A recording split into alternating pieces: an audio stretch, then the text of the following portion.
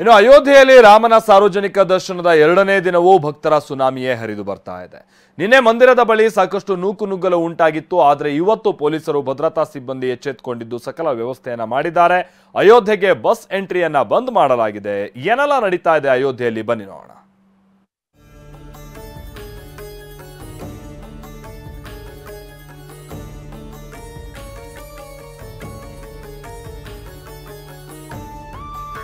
ಎರಡನೇ ದಿವಸವೂ ಕೂಡ ಭಕ್ತರ ದಂಡು ಅಯೋಧ್ಯೆಗೆ ಹರಿದು ಬರ್ತಾ ಇದೆ.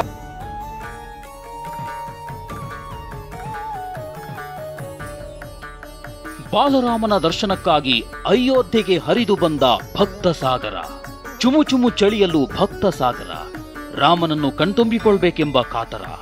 ರಾಮ ಮಂದಿರ ಈಗ ಹಿಂದೂಗಳ ಪವಿತ್ರ ತೀರ್ಥಕ್ಷೇತ್ರವಾಗಿದೆ. ಅಯೋಧ್ಯೆಗೆ ಭಕ್ತರ ದಂಡೆ ಹರಿದು ಬರ್ತಿದೆ.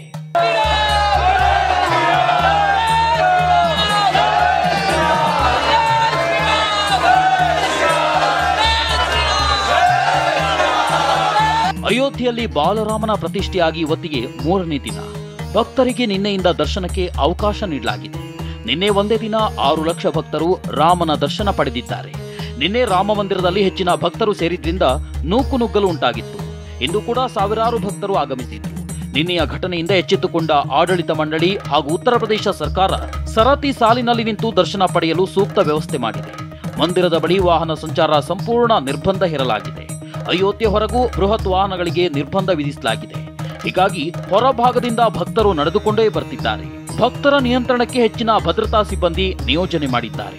अयोध्या में जो कल और आज की व्यवस्था सिर्फ इतना परिवर्तन है कि क्यू प्रॉपर तरीके से हम लोग ने बना दिया है. उसके लिए डेडिकेटेड चैनल बन गए हैं जिससे लोग जा रहे हैं एक तरफ से, दूसरी तरफ से निकल रहे हैं. बेहतर क्राउड कंट्रोल को करके हम लोग व्यवस्थाओं को और बेहतर सुनियोजित तरीके से चला रहे हैं जिससे कि दर्शनार्थियों को कोई किसी तरह का कोई कष्ट ना हो. नहीं, भीड़ भी कुछ कम है और व्यवस्थाएं भी बेहतर हैं.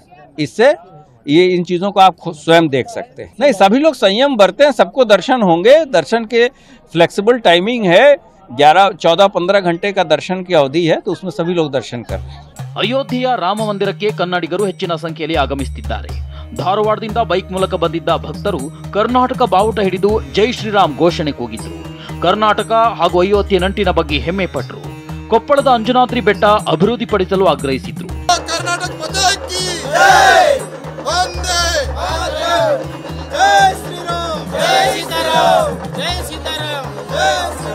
ಅಯೋಧ್ಯೆಯಲ್ಲಿ ಕೆಲಸ ಮಾಡಿದ್ದು ನನ್ನ ಪುಣ್ಯ ಅಂತ ಮತ್ತೊಂದು ಬಾಲರಾಮನ ಕೆತ್ತನೆ ಮಾಡಿದ್ದ ಶಿಲ್ಪಿ ಗಣೇಶ್ ಎಲ್ ಭಟ್ ಹೇಳಿದ್ದಾರೆ.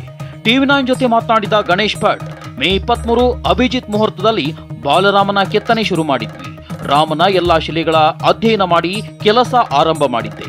7 ತಿಂಗಳ ಕಾಲ ಬಾಲರಾಮನ ಕೆತ್ತನೆ ಮಾಡಿದ್ದಾಗಿ ಮಾಹಿತಿ ನೀಡಿದ್ದಾರೆ. ಬಾಲರಾಮನ ಅವಕಾಶ ನನಗೆ ಬಂದಾವಾಗ ನಾನು ರಾಮನ ಅಧ್ಯಯನವನ್ನು ಮಾಡ್ತಾ ಇದರ ಕೆಲಸವನ್ನು ಪ್ರಾರಂಭ ಮಾಡಿದೆ. ಶುಭ ಮುಹೂರ್ತ ಇತ್ತು. ಮೇ 23ನೇ ತಾರೀಕಿನ ದಿವಸ ಮಧ್ಯಾಹ್ನ ಅಭಿಜನ್ ಮುಹೂರ್ತದಲ್ಲಿ ಪುನರ್ವಸು ನಕ್ಷತ್ರದಲ್ಲಿ ಅದರ ಶಿಲಾ ಪೂಜೆಯನ್ನು ಮಾಡಿ ಕಂಕಣಧಾರಿಯಾಗಿ ಆ ಕೆತ್ತನೆಯ ಕೆಲಸವನ್ನು ಸುಮಾರು 7 ತಿಂಗಳ ಕಾಲ ನಾವು ಮಾಡಿದ್ದಾಯಿತು. ರಾಮ ಮಂದಿರ ಉದ್ಘಾಟನೆ ಬಳಿಕ ಅಯೋಧ್ಯೆಗೆ ಹೆಚ್ಚಿನ ಸಂಖ್ಯೆಯಲ್ಲಿ ಭಕ್ತರು ಭೇಟಿ ನೀಡಿದ್ದು ರಾಮನ ದರ್ಶನ ಪಡೆದು ಪುನೀತರಾಗಿದ್ದಾರೆ. ಜನದಟ್ಟಣೆಯ ಕಾರಣಕ್ಕೆ ಬೆಳಗ್ಗೆ 7ರಿಂದ ರಾತ್ರಿ 11ರವರೆಗೆ ಭಕ್ತರಿಗೆ ದರ್ಶನ ಪಡೆಯಲು ಅವಕಾಶ ಕಲ್ಪಿಸಲಾಗಿದೆ. ಈ ಮಧ್ಯೆ 10 ದಿನ ಅಯೋಧ್ಯೆಗೆ ಬರದಂತೆ ಉತ್ತರ ಪ್ರದೇಶ ಸರ್ಕಾರ ವಿವಿಐಪಿ ಹಾಗೂ ಗಣ್ಯರಿಗೆ ಮನವಿ ಮಾಡಿದೆ. ಒಂದು ವೇಳೆ ಬರುವ ಪ್ಲಾನ್ ಇದ್ರೆ ಸರ್ಕಾರಕ್ಕೆ ಮಾಹಿತಿ ಕೊಟ್ಟು ಬನ್ನಿ ಎಂದಿದೆ. Bureau report TV nine. ಇನ್ನು ಈಗ ಆಲ್ರೆಡಿ ನಿಮ್ಗೆ ಗೊತ್ತಿರೋ ಹಾಗೆ ಅಯೋಧ್ಯೆಯಲ್ಲಿ ಕನ್ನಡಿಗ ಶಿಲ್ಪಿ ಅರುಣ್ ಯೋಗಿರಾಜ್ ಕೈಯಲ್ಲಿ ಮೂಡಿಬಂದಂತ ರಾಮಮೂರ್ತಿಯ ಪ್ರಾಣ ಪ್ರತಿಷ್ಠಾಪನೆ ಆಗಿದೆ. ಆದರೆ ಇದಕ್ಕೂ ಮುನ್ನ ಅರುಣ್ ಅವರು ಸೇರಿದ ಹಾಗೆ 3 ಕಲಾವಿದರಿಂದ 3 ಮೂರ್ತಿಗಳನ್ನ ತಯಾರಿಸಲಾಗಿತ್ತಲ್ವಾ? ಆ 3 ಮೂರ್ತಿಗಳು ಹೇಗಿತ್ತು? ಆ 3 ಮೂರ್ತಿಗಳ ಫೋಟೋಗಳು, ಅಂದ್ರೆ ಅರುಣ್ ಯೋಗಿರಾಜ್ ಅವರ ಮೂರ್ತಿಯೂ ಸೇರಿದ ಹಾಗೆ ಉಳಿದಂತ ಮೂರ್ತಿಯ ಫೋಟೋಗಳನ್ನ ನಾವೀಗ ನೋಡಬಹುದಾಗಿದೆ. ಕರ್ನಾಟಕದ ಮತ್ತೋರ್ವ ಶಿಲ್ಪಿ ಗಣೇಶ್ ಭಟ್ ಕೆತ್ತನೆಯ ಮೂರ್ತಿಯನ್ನ ನೀವು ನೋಡ್ಬೋದು. ಅಲ್ಲಿ ಬೆಂಗಳೂರಿನ ಶಿಲ್ಪಿ ಗಣೇಶ್ ಅವರ ಕೆತ್ತನೆಯ ಮೂರ್ತಿಯನ್ನ ನೋಡ್ಬೋದು. ಅದು ಕೂಡ ಕಪ್ಪು ಬಣ್ಣದ ಕಲ್ಲಿನಿಂದ ಮೂಡಿ ಬಂದಿರುವಂತ ಒಂದು ಮೂರ್ತಿ, ಅದನ್ನು ನೀವು ನೋಡ್ಬೋದು. ಒಂದು. ಎರಡನೇದು ಬಿಳಿ ಬಣ್ಣದಲ್ಲಿ ನಿಮಗೆ ಕಾಣ್ತಾ ಇದೆಯಲ್ಲ, ಇದು ರಾಜಸ್ಥಾನದ ಶಿಲ್ಪಿ ಸತ್ಯನಾರಾಯಣ ಪಾಂಡೆ ಅವರು ಅಲ್ಲಿ ಬಳಸಿರುವಂತಹ ಕಲ್ಲು, ಅದು ಬಿಳಿ ಮಾರ್ಬಲ್ ಕಲ್ಲು. ಆ ಬಿಳಿ ಮಾರ್ಬಲ್ ಕಲ್ಲಿನಲ್ಲಿ ರಾಮಲಲ್ಲಾನನ್ನ ಅವರು ನಿರ್ಮಾಣ ಮಾಡಿದ್ರು. ಸೊ ಈ 3 ಮೂರ್ತಿಗಳಲ್ಲಿ ಅರುಣ್ ಯೋಗಿರಾಜ್ ಕೆತ್ತನೆಯ ಮೂರ್ತಿಯನ್ನ ರಾಮಲಲ್ಲಾ ತೀರ್ಥಕ್ಷೇತ್ರ ಟ್ರಸ್ಟ್ ಆಯ್ಕೆ ಮಾಡಿತು. ಆ 3 ಮೂರ್ತಿಗಳನ್ನು ನೀವಿಲ್ಲಿ ನೋಡಬಹುದು.